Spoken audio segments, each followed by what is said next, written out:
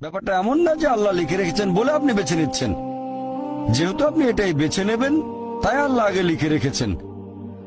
এখানে পছন্দ আপনার, তবে আল্লাহ আপনার পছন্দ জানেন। যেমন ধরেন একটা রাস্তার মোড়ে আসলেন, সামনে 5টা রাস্তা, রোড নাম্বার 1, 2, 3, 4, 5। এখানে পছন্দ আপনার, বেছে নিতে পারেন রোড নাম্বার 1, 2, 3, 4, 5। আপনি গেলেন রোড 2-এ।